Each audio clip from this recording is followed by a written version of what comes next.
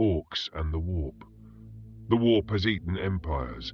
It has swallowed space marine fleets whole, driven entire populations to madness, torn holes in reality that have taken centuries to close.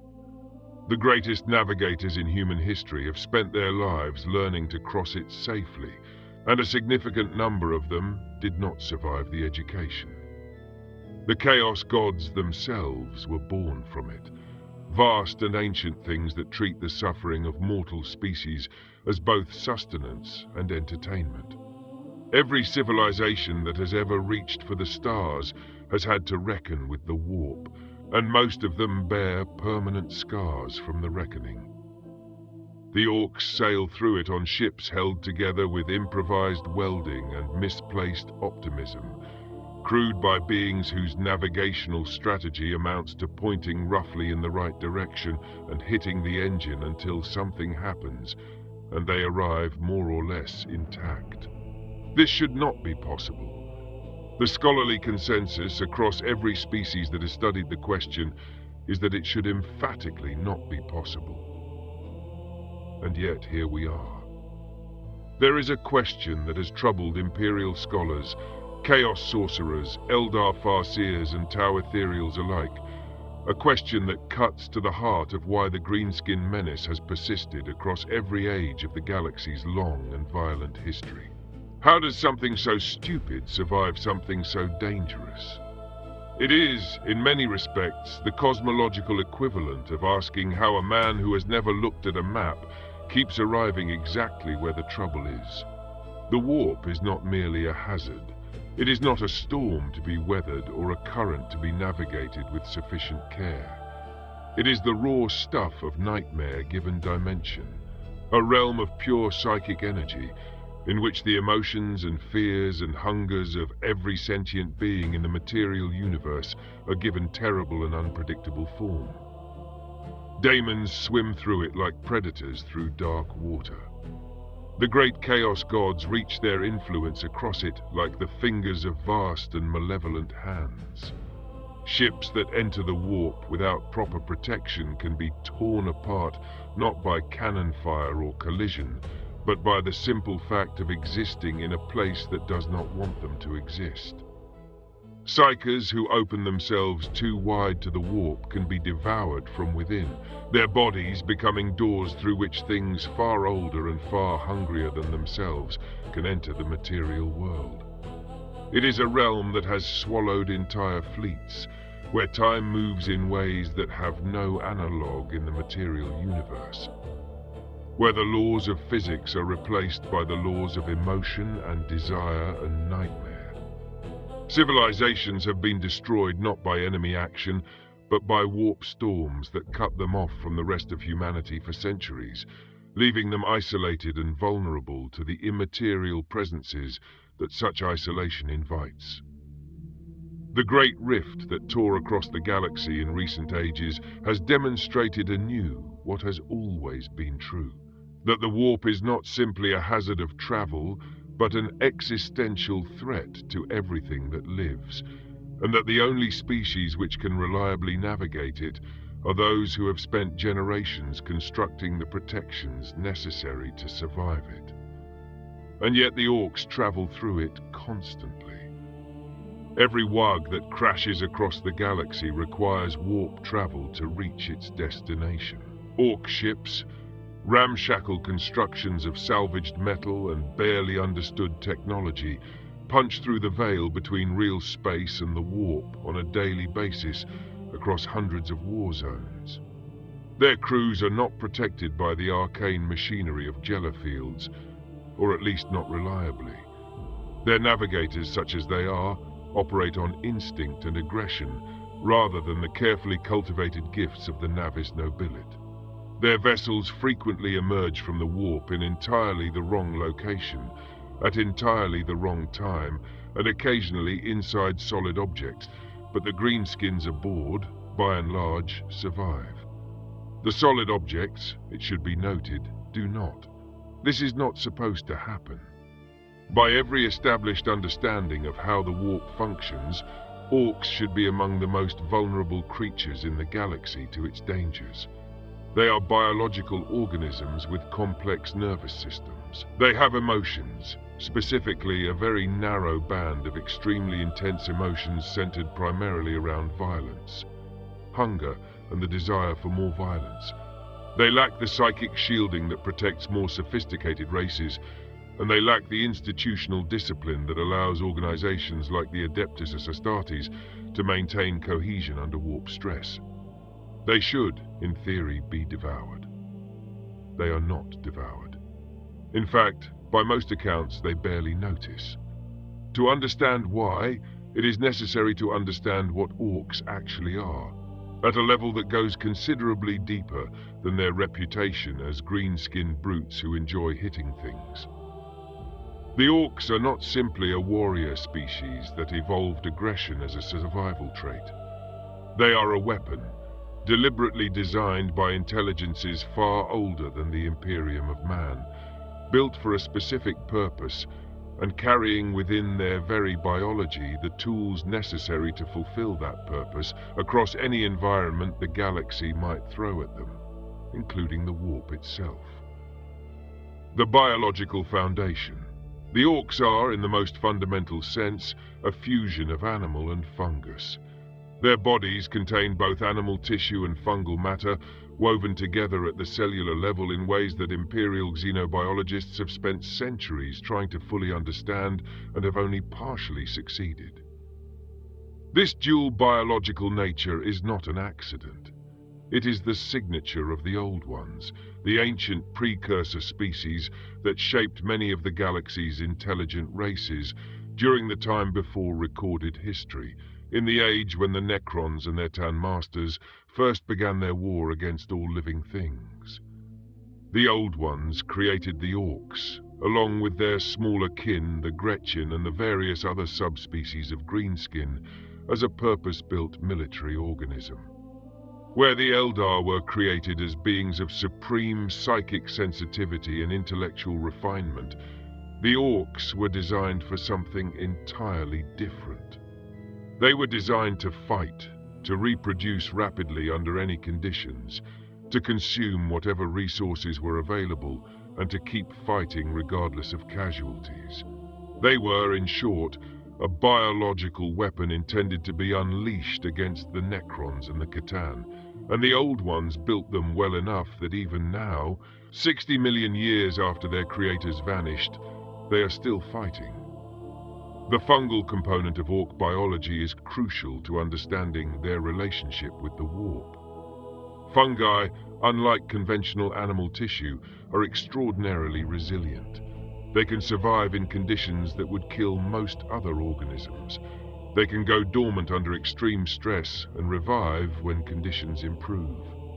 They reproduce through spores that are almost impossibly difficult to fully eliminate, spreading invisibly through environments and taking root wherever the conditions allow.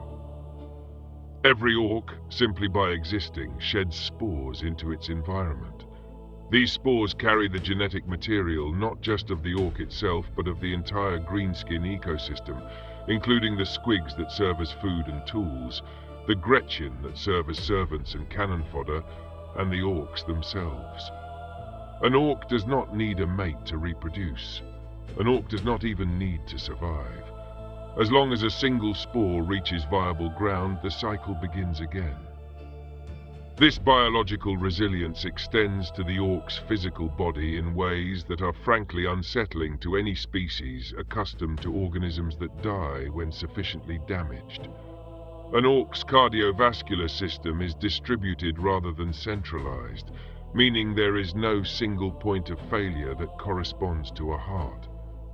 Their nervous system is similarly redundant, with ganglia distributed throughout the body rather than concentrated in a single brain case. An orc can continue fighting after losing limbs, after receiving wounds that would kill a human several times over, and in some documented cases after losing portions of its skull and the brain matter contained within. Orc pain boys, the greenskin approximation of surgeons, routinely perform procedures that would be considered miraculous even by Imperial Medicae standards. reattaching limbs and replacing organs with a casualness that reflects how common such injuries are among their patients and how survivable those injuries are even before any intervention. The fact that pain boys are working with tools that began life as spanners and that their patients are usually still arguing about something throughout the procedure does not appear to significantly affect outcomes.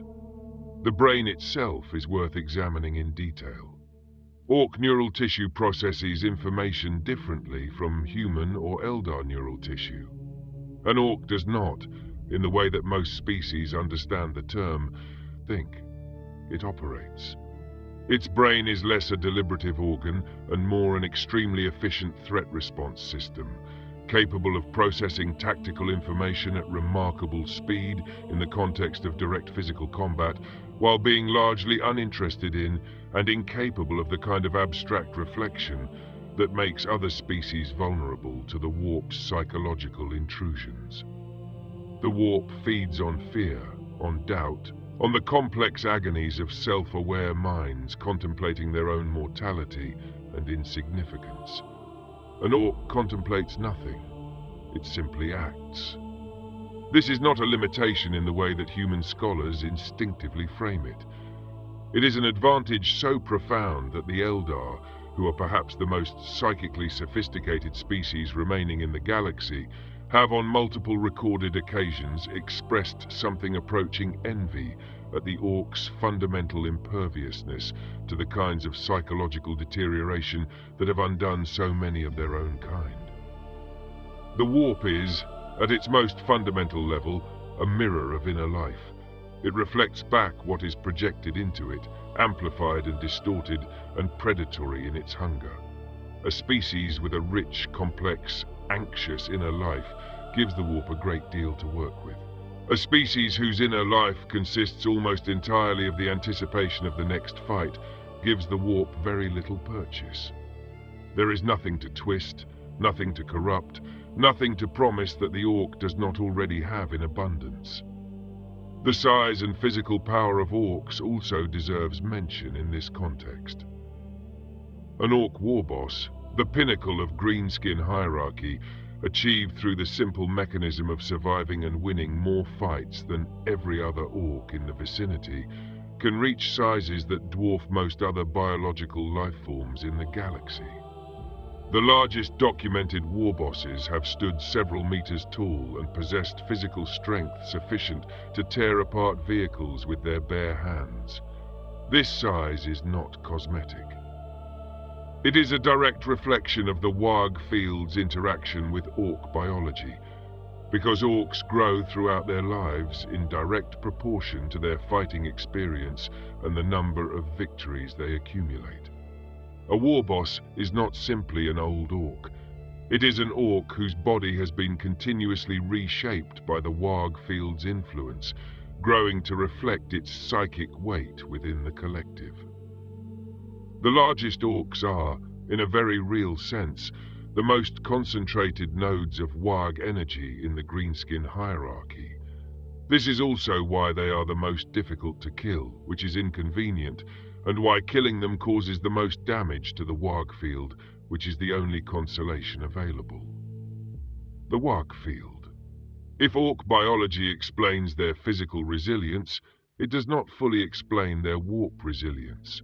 For that, it is necessary to understand the Waaagh field, which is simultaneously the most impressive and most poorly understood aspect of greenskin existence. Every ork generates a low-level psychic field. This is not the same as being a psyker in the conventional sense. An ork cannot project lightning from its hands or read the minds of its enemies or tear holes in reality through conscious effort. Its psychic output is ambient rather than directed, a constant background radiation of psychic energy that is the product of its brain activity and its emotional state. Since an ork's emotional state is almost permanently one of aggressive excitement, this background radiation has a consistent and recognizable character. It is loud, energetic, and almost aggressively physical in its nature, less a subtle whisper in the warp, and more a continuous bellowing that drowns out subtler signals. The crucial factor is what happens when orcs are gathered in large numbers. The individual psychic output of a single orc is relatively modest in the context of the warp, but orcs are never found in small numbers for long. Their biology drives them to gather, to fight alongside others of their kind, and to seek out the largest and most violent concentrations of greenskin activity they can find. A mob of orcs generates more psychic output than the sum of its individual members. A warband generates more than a mob. A Waaagh, a truly massive gathering of orcs united behind a powerful war boss in a campaign of large-scale destruction, generates a psychic field of staggering intensity. This field, the Waaagh field, has properties that are genuinely unique in the galaxy. It does not behave like the psychic emanations of other species. Human psykers generate energy that the warp's predators find attractive, the way blood in water attracts certain creatures. Eldar psykers generate energy of such refined quality that it draws the specific attention of their ancestral nemesis. But the Waaagh field is something different. It is so loud, so saturated with a single overwhelming emotional note, that it functions less as an attractant and more as a kind of psychic interference. Warp predators that would eagerly tear apart a human vessel find orc ships confusing and unpleasant in ways they cannot easily articulate, if warp entities can be said to articulate anything. The Waaagh field does not invite them in, it assaults them. There is a useful analogy, though like all analogies it is imperfect. Imagine a predator accustomed to stalking quiet prey through dark forest. Its senses are calibrated for silence, for the tiny sounds of breathing and movement, for the scent of fear. Now imagine dropping that predator into the center of an artillery barrage. Its senses are not destroyed, but they are overwhelmed, rendered temporarily useless by an input so extreme that its calibration for subtlety becomes a liability. The Waaagh field functions similarly. It does not make the orcs invisible to warp entities. It makes the orcs so aggressively present, so overwhelmingly loud in the psychic spectrum, that conventional warp predation becomes difficult to execute. This is not a perfect defense. Nothing about orc existence is subtle or perfect. A sufficiently powerful warp entity can still pose a serious threat to orcs, and there are accounts of orc Waaghs that have attracted the attention of greater daemons, or even the distant and terrible attention of the chaos gods themselves. But these are exceptional cases. The day-to-day hazards of warp travel, the minor entities and ambient dangers that destroy poorly protected vessels with regularity, are largely beneath the notice of the Waaagh field in both directions. The orcs are too noisy to be stalked and too physically resilient to be easily destroyed, even if contact is made. It is worth dwelling for a moment on what the warp's predators actually want from the species they target, because understanding that want clarifies why the orcs are such unsatisfying prey. Warp entities, from the smallest gibbering Neverborn to the greatest of the daemon primarchs, are sustained by the psychic energy they consume. That energy is most readily available in forms that are emotionally complex, in the fear of a mortal facing death, in the ambition of a powerful mind reaching for more than it can safely hold, in the grief of a species contemplating its own extinction. These are rich, layered emotional states that translate into rich, layered psychic energy, the warp equivalent of a feast. An orc's emotional state is none of these things. It is monotone. It is the same note played at maximum volume, continuously, without variation or subtlety. Consuming orc psychic energy would be, for a warp predator accustomed to the complex flavors of human fear or Eldar anguish, roughly equivalent to a connoisseur being offered an enormous quantity of a single ingredient with no preparation and no variation. It might technically be sustenance, but it is entirely without the qualities that make such entities seek it out. Most warp predators find the Waaagh field more trouble than it is worth and move on to easier, more rewarding targets. There is presumably something deeply humiliating from a daemon's perspective about being repelled not by the power of faith or the strength of arcane warding, but simply by the fact that the prey is too loud and too irritating to bother with. Orks as latent psychers. The Waaagh field has another dimension that is worth examining in some depth, because it reveals something remarkable about the relationship between ork biology and the warp that goes beyond simple noise generation. Every ork is, in a technical sense, a psyker. Not a psyker in the way the Immaterium classifies them, not an individual capable of drawing on the warp consciously and deliberately to produce measurable effects. But the ork body generates psychic energy as a byproduct of normal function, and that energy interacts with material reality in ways that are not purely passive. The most famous example of this is the ork relationship with technology.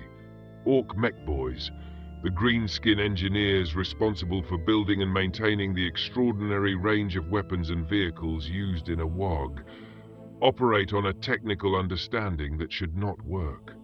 Ork guns are frequently constructed from salvaged components, improvised materials, and principles of engineering that make no mechanical sense whatsoever. They should jam, misfire, or simply not function. And when examined by Imperial tech priests in controlled conditions, separated from their ork operators, they frequently do exactly that.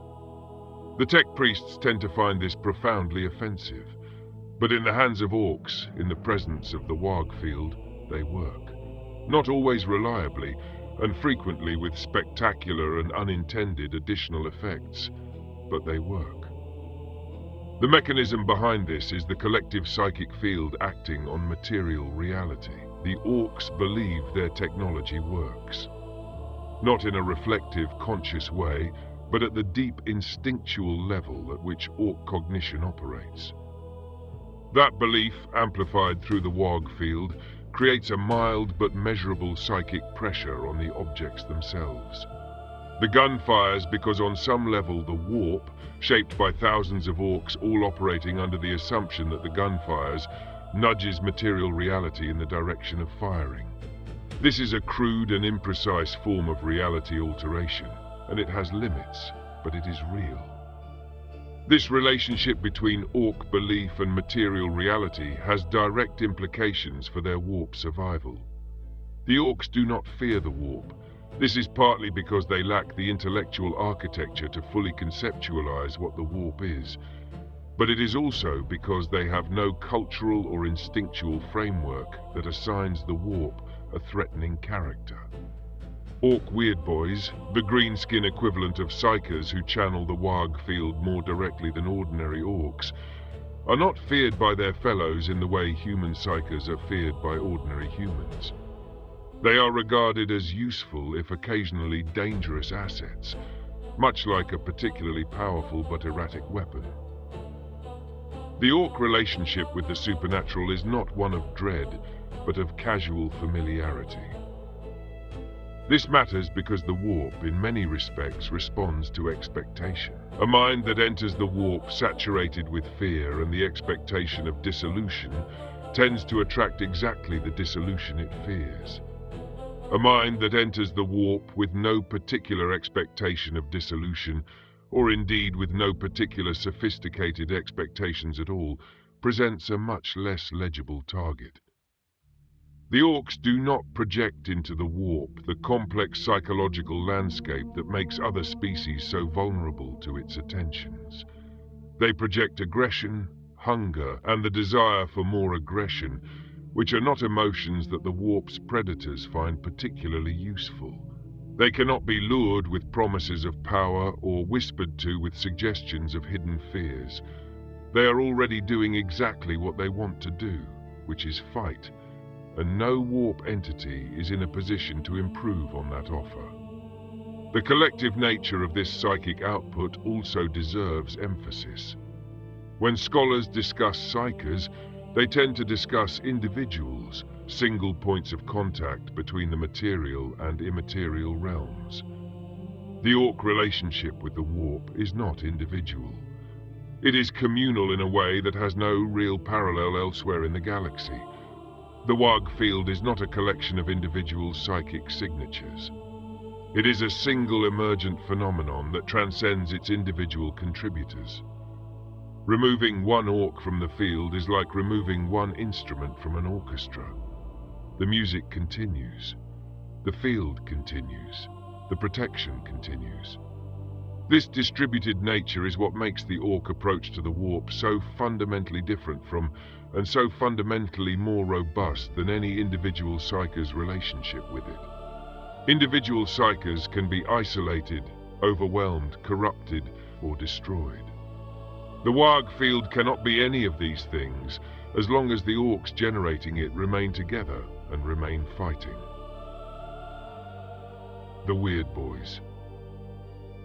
To understand the full picture of Ork interaction with the warp, the Weird Boys require their own examination, because they represent the point at which the Ork relationship with the warp becomes most direct and most dangerous, and the way that danger is managed reveals a great deal about how the Waaagh field actually functions. Weird Boys are Orks who, for reasons that are not entirely understood, have developed a greater sensitivity to the Waaagh field than their fellows.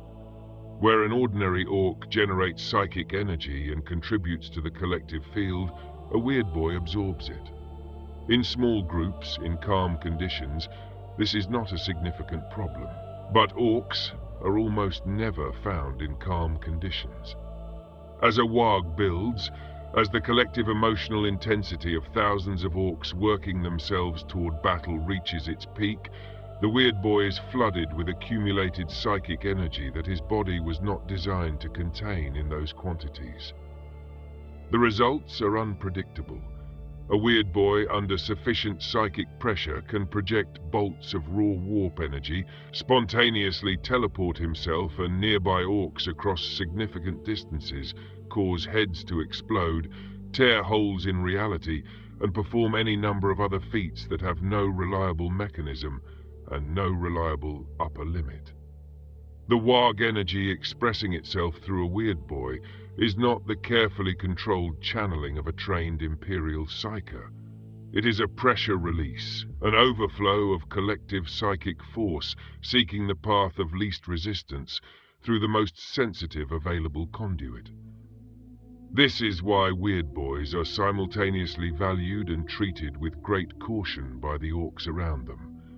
They are useful, particularly at the moment of maximum Waaagh intensity when their power is at its greatest, but they are also dangerous to be near when things go wrong.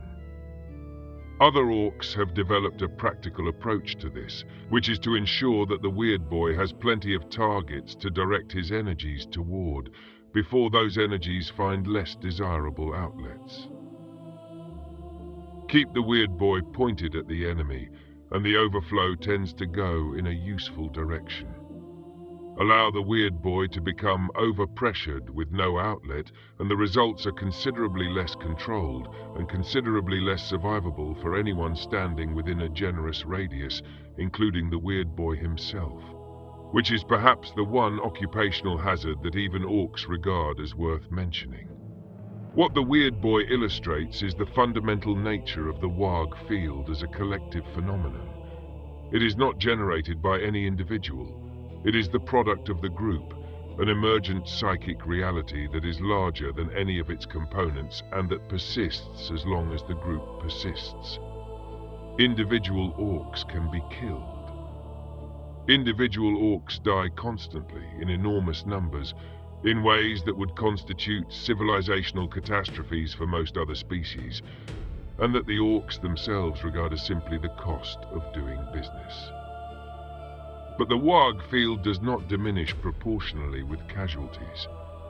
A Waaagh that has lost half its warriors is not half as psychically powerful as it was. The field has a momentum, a self-sustaining quality, that means it requires a much more fundamental disruption than simple attrition to collapse.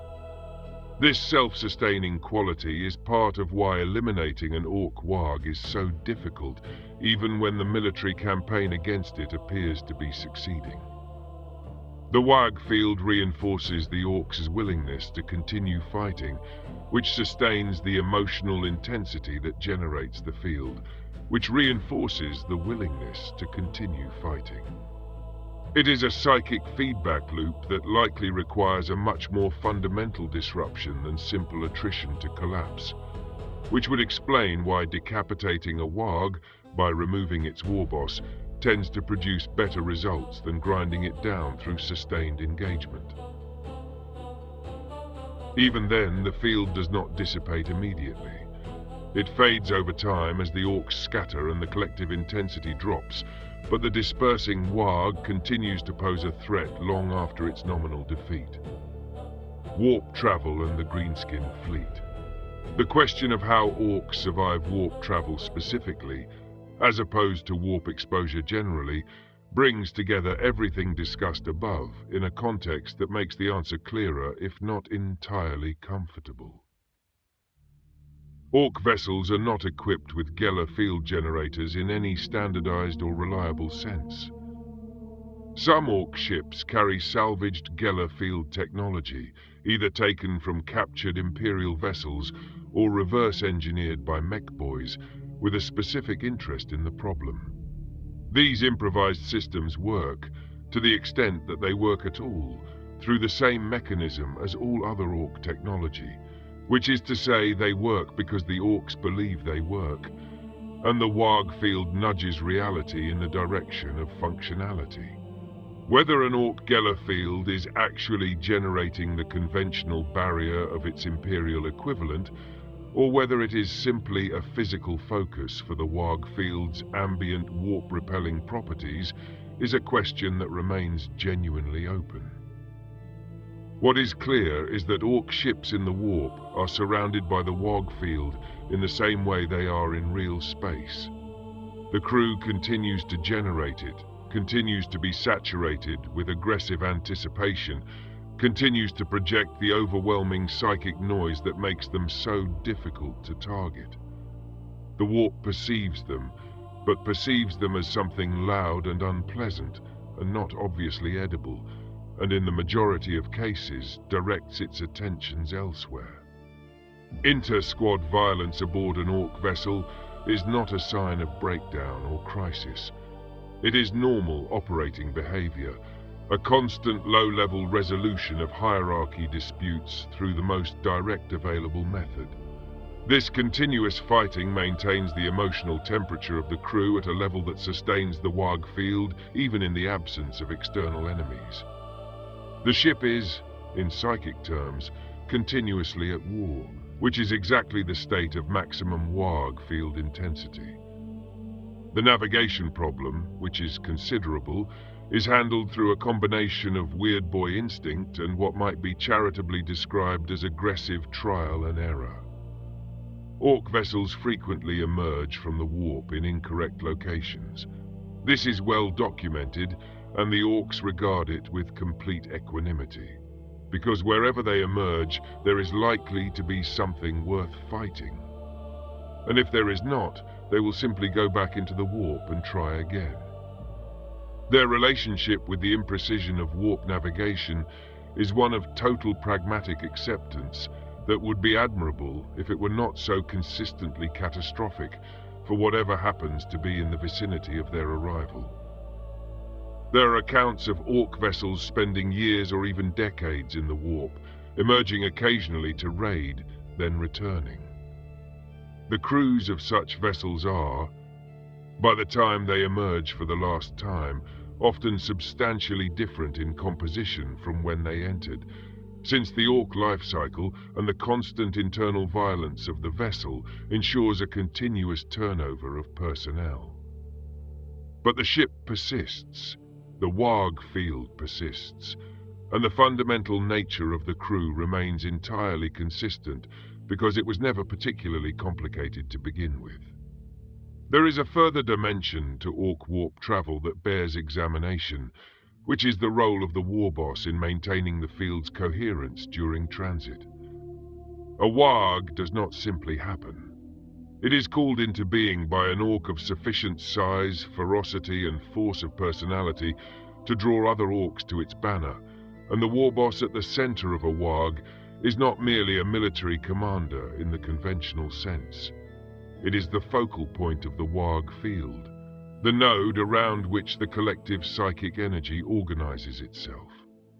Other orcs fight better in the war boss's presence, not simply because of morale or hierarchy, but because the Waaagh field is more concentrated near its primary generator, and that concentration has measurable effects on everything from the accuracy of orc weapons to the ferocity of orc physical assault.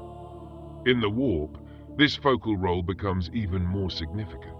The war boss's psychic weight anchors the field against the warp's constant attempts to dissolve and distort anything that enters it.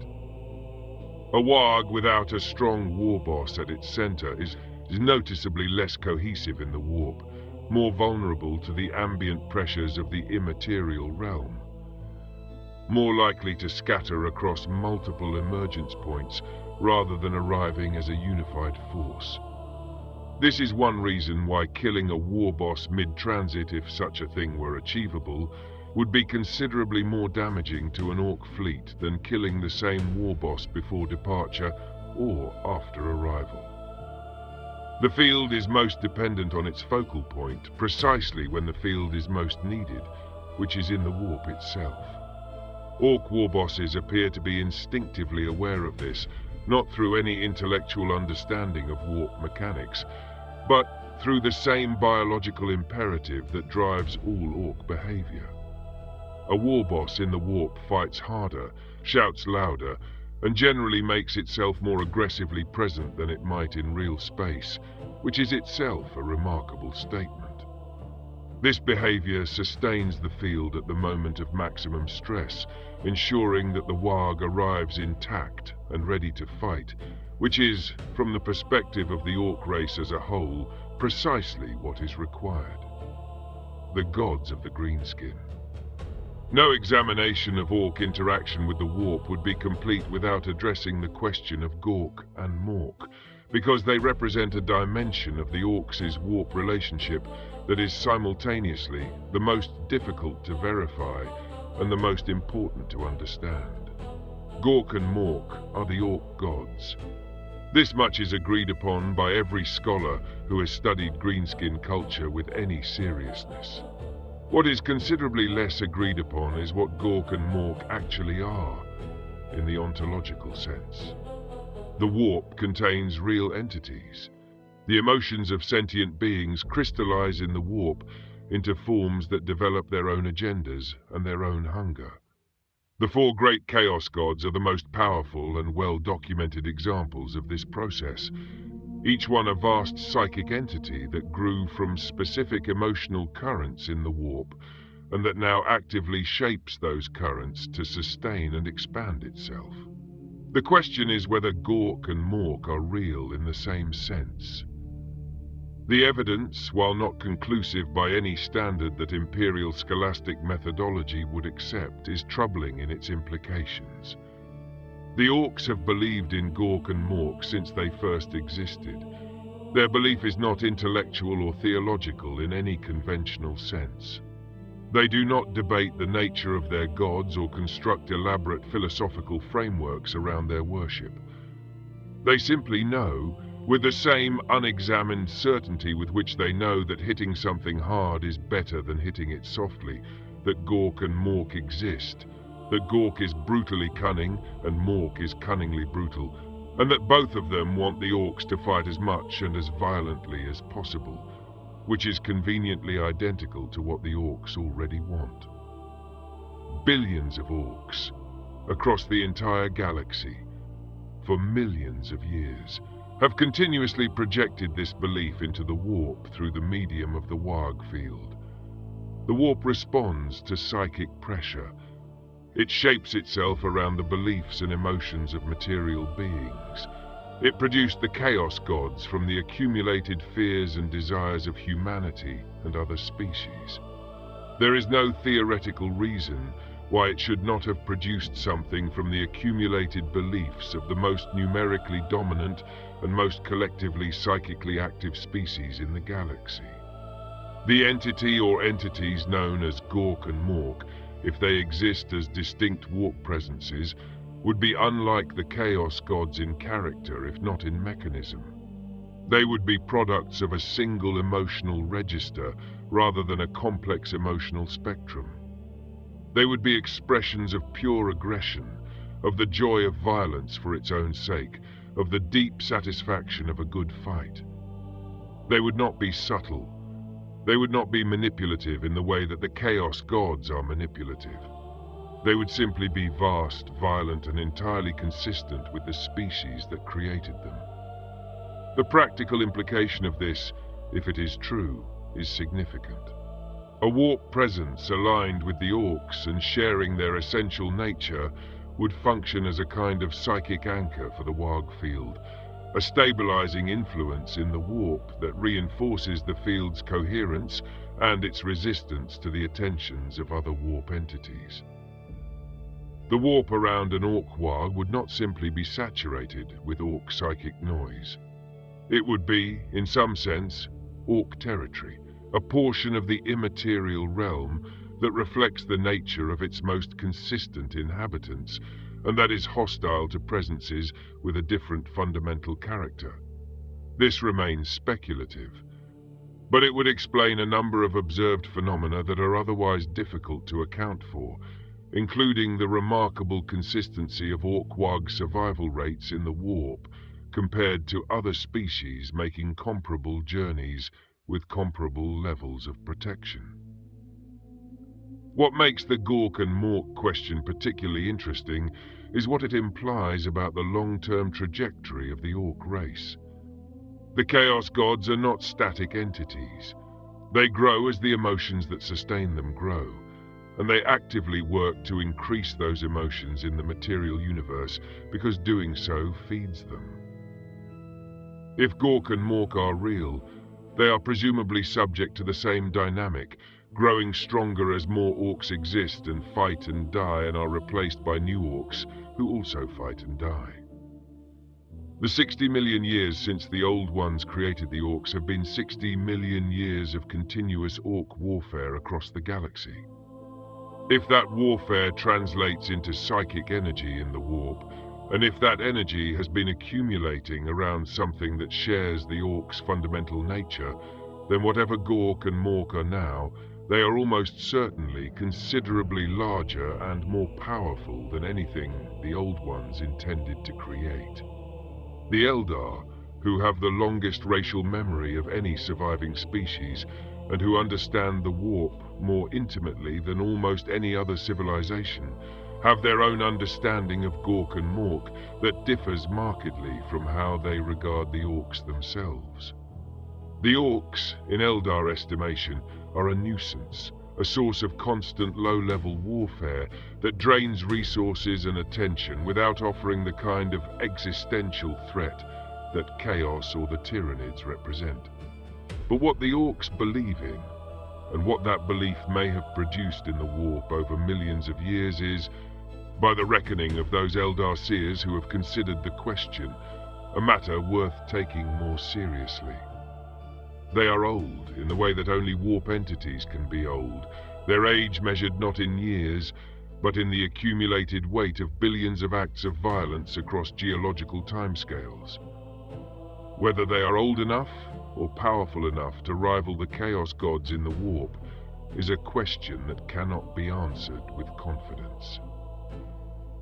But the question itself is not one that should be dismissed. The fungal afterlife. One final aspect of Ork interaction with the warp deserves attention, because it addresses the question of what happens to Orks when they die, and whether death represents, for them, the same kind of warp-facing vulnerability that it represents for other species. When a human dies, the soul, the psychic echo of the individual, passes through the veil between material reality and the warp.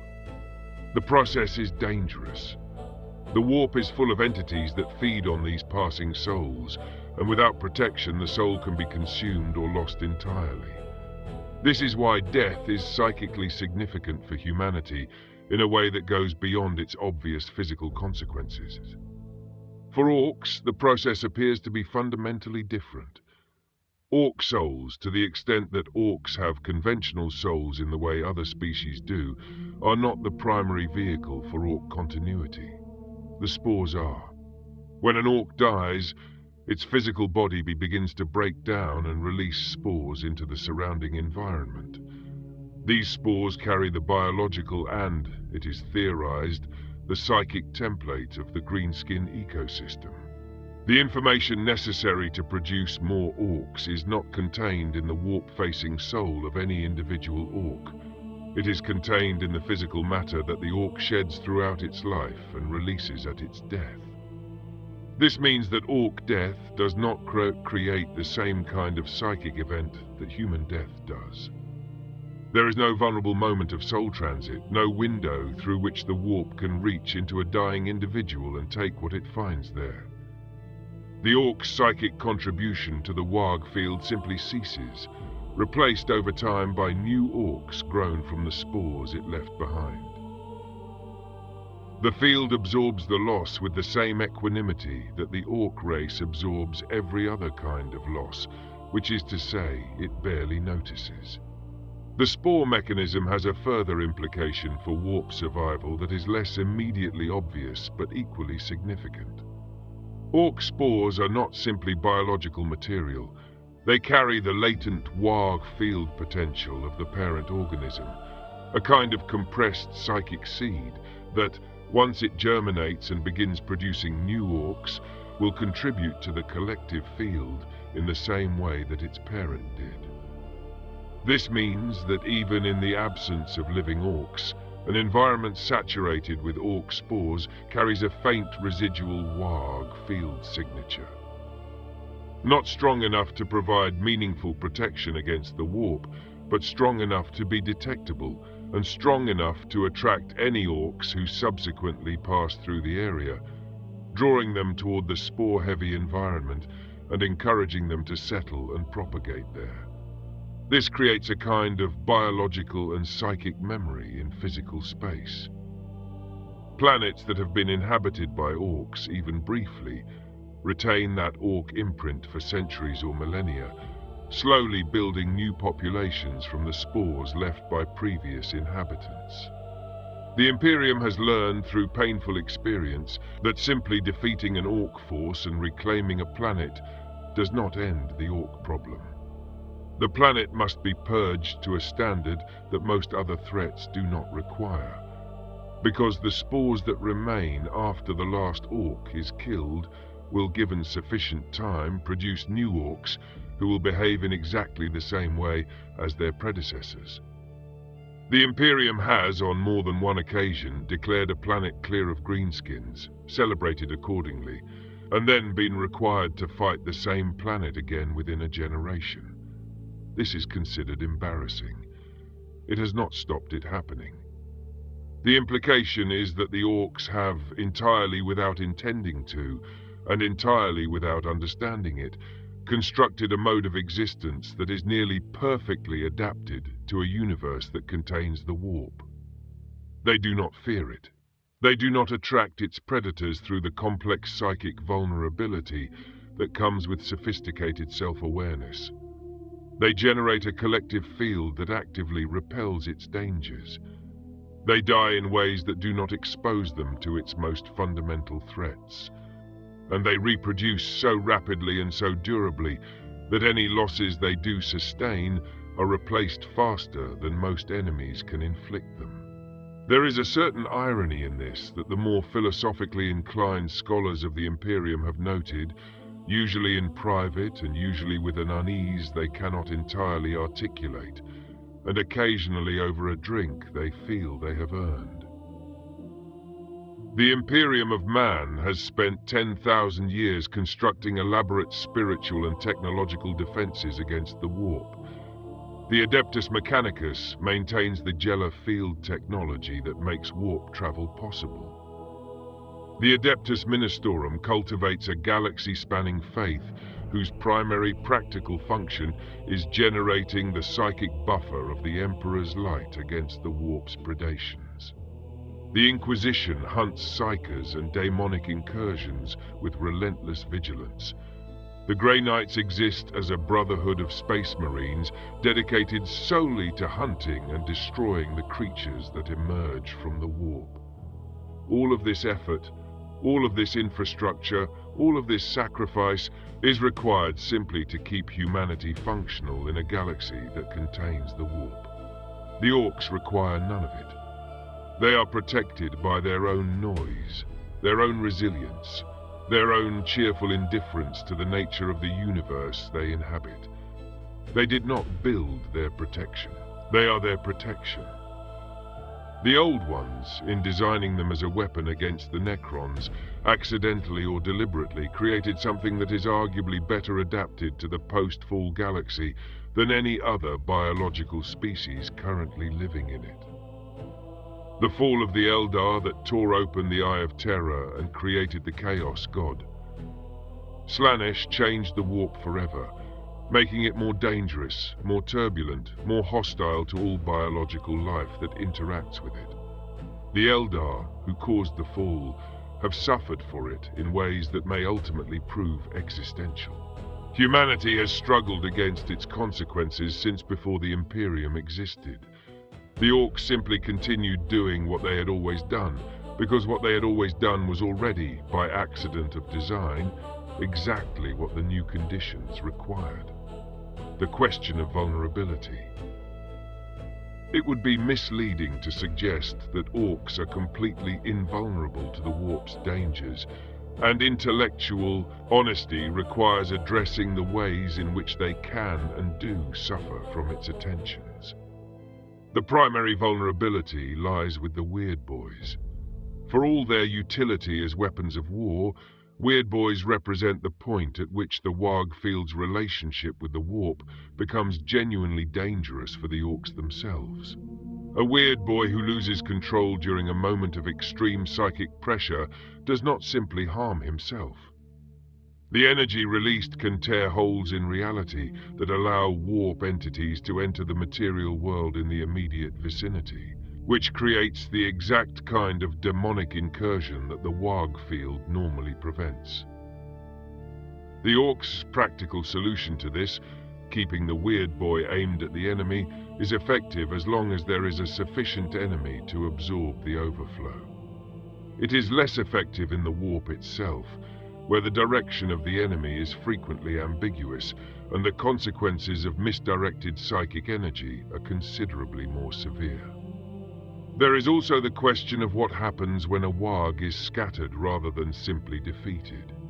A unified Waaagh is protected by its collective field. Orks split into small, isolated groups lose the benefit of the collective. A single Ork, or a small band of Orks cut off from the main force, is considerably more vulnerable in the warp than the same individuals would be as part of a larger whole. The field does not disappear entirely at small numbers, but it thins to the point where it no longer provides reliable protection against the ambient dangers of warp transit. This is why Ork vessels that become separated from a fleet during warp travel have a significantly lower survival rate than those that travel in company. The Chaos Gods themselves represent a different order of threat. Khorne, the Blood God, whose domain is war and slaughter, has an obvious affinity with the Orks that cuts both ways. The Waaagh field generates exactly the kind of psychic energy that Khorne finds attractive, and while ordinary warp predators find the field repellent, Khorne's daemons are sustained by violence rather than fear, which means they are not deterred in the same way. It is entirely plausible that a Waaagh at full intensity, saturated with martial fury on a scale few other forces in the galaxy can match, draws the attention of Khornate entities in ways that the field cannot simply repel. The Orks, it must be said, would not find this particularly alarming even if it were true. Daemons are, from the Ork perspective, simply more things to fight, and fighting things in the warp is functionally identical to fighting things in real space. The vulnerability, if it exists, is one the Orks would regard as an additional entertainment rather than a cause for concern. Tzeentch, the changer of ways whose domain is manipulation and change, is in some respects the most dangerous of the Chaos Gods for the Orks, precisely because manipulation requires a mind that can be manipulated. Tzeentch cannot corrupt an Ork in the way it corrupts humans, because the architecture of corruption, the promise of power, the whisper of secret knowledge, the slow rewriting of values and loyalties, has nothing to adhere to in the Ork mind. You cannot offer an Ork forbidden power when the Ork is already hitting things as hard as it possibly can, and considers this a perfectly satisfactory existence. But Tzeentch's interest in the Orks runs deeper than simple corruption. The Waaagh field is, in its own way, a form of reality alteration, Orks collectively willing things to be different from how they materially are, and this resonates with Tzeentch's fundamental nature in ways that other Chaos Gods do not share. Whether this constitutes a genuine vulnerability or merely an area of interest is unclear, but the fact that Tzeentch notices the Orks at all is noteworthy. Nurgle, the Plague God, presents a different and in some ways more straightforward threat. Disease and decay are biological phenomena, and for all the Ork body's extraordinary resilience, it is not immune to every pathogen. Nurgle's plagues are not conventional diseases. They are warp-infused biological weapons designed to overcome the resistances of whatever species they are aimed at. And a sufficiently potent Nurglite contagion can affect Ork biology in ways that conventional illness cannot. The Ork body's robustness and the brutal internal hierarchy of Greenskin society, in which visibly weakened individuals tend to be removed from the gene pool by their peers with considerable efficiency, provide a degree of natural resistance. But the more significant point is that even a plague-weakened Ork remains an Ork, still generating its contribution to the Waaagh field, still fighting until the moment it physically cannot. The collective field does not care about the health of its individual contributors. It cares only that they are present and that they are angry, and an Ork dying of Nurglite plague tends to be both. The overall picture that emerges from examining these vulnerabilities is one of a species that is not invincible, but is extraordinarily difficult to permanently damage. Every vulnerability has a compensating resilience. Every threat that penetrates one layer of protection runs into another beneath it. The Orks were designed to be hard to kill, and 60 million years of continuous warfare have done nothing to diminish that quality. The long view. The galaxy has faced Ork Waaghs of civilization-ending scale in every era of recorded history, and in every era, the Waaagh has eventually been defeated or dispersed, and in every era it has eventually returned, rebuilt from the spores left in every corner of the galaxy by every greenskin that ever lived there. The warp is the most dangerous environment in the known universe. The Orks treat it as a minor inconvenience. That, ultimately, is the answer to the question. The Orks survive the warp not because they understand it, not because they have mastered it, not because they have built sufficient technology to protect themselves from it, but because they are exactly what they are: loud, resilient, numerous, and utterly indifferent to the things that make the warp lethal. They are a weapon built 60 million years ago and still functioning, still fighting, still spreading their spores into every corner of the galaxy, waiting in the dark for something worth hitting. The old ones are gone. The Necrons sleep or walk diminished in their tombs. The Eldar teeter on the edge of extinction. Humanity wages a war of survival on 1,000 fronts simultaneously. And the Orks, the weapon that was supposed to be temporary, that was built to serve a purpose in a war that ended before human civilization began, continue to do what they were made to do with an enthusiasm that borders on the cosmic. They are perhaps the only species in the galaxy for whom the warp represents not a terror to be endured, but simply another environment to fight through on the way to the next war. The scholars who study the Orks most closely, the xenobiologists who have dissected them, the inquisitors who have fought alongside reluctant Ork mercenaries, the Eldar seers who have watched them for millennia, tend to arrive at the same conclusion by different routes. The Orks are not winning in spite of their simplicity. They are winning because of it. In a galaxy where the most sophisticated civilizations are vulnerable precisely because of their sophistication, where the complexity of a mind determines the surface area it presents to the warp's predations, the Orks' magnificent, deliberate engineered simplicity is not a weakness, but the most robust defense ever constructed against the immaterial realm. The warp, by any reasonable assessment, has yet to provide a compelling counter-argument.